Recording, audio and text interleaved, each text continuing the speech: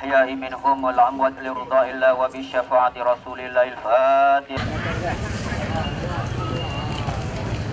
Polis tadi bahawa kami akan berkumpul pada hari ini, sama ada konsep berjalan atau tidak, untuk menyatakan bantahan kami terhadap konsep yang diadakan oleh sama ada pihak kerajaan negeri Selangor ataupun Kementerian Pelancongan. Saya tengok ada logo Kementerian Pelancongan juga daripada semua kuasa jais untuk memantau supaya saya ingatkan ini mempunyai moral yang baik.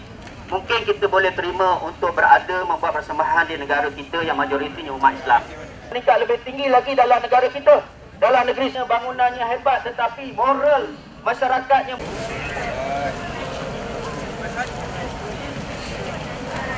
Konsert yang kita jalankan sebelum ini di dalam negara kita tidak ada yang hasil positif, tak ada.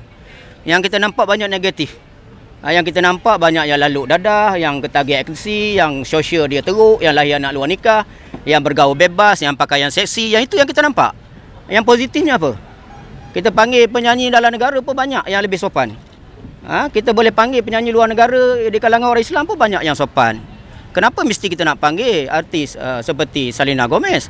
Yang kita tengok buka YouTube je kita dah tahu penampilan dia seksi dan juga berpeluk sana, bercium sana. Gambar separuh telanjang begitu dipamerkan dalam YouTube apa semua. Jadi pakaian seksi moral itu bukannya baik untuk anak-anak kita. Adakah kita negara Islam, negeri Islam, majoriti orang Islam, kita nak pamerkan budaya kuning di sini? Ini benda yang sepatutnya tak berlaku. Di dalam negara kita yang majoritinya orang Islam, pemimpin Islam, Datuk Bandarnya orang Islam, Ketua Polisnya orang Islam, Kementerian Wilayah, Kementerian Datuk Nazri pun orang Islam. Takkan tak faham benda ni? Jadi kita merasakan seolah-olah benda ini saja dibisukan. Lebih-lebih lagi kita sedang menyambut Syawal, kemenangan kita melawan hawa nafsu sepanjang bulan Ramadan. Amin. Akhirati hasanah wa qina azabannar. Amin. Assalamualaikum warahmatullahi wabarakatuh.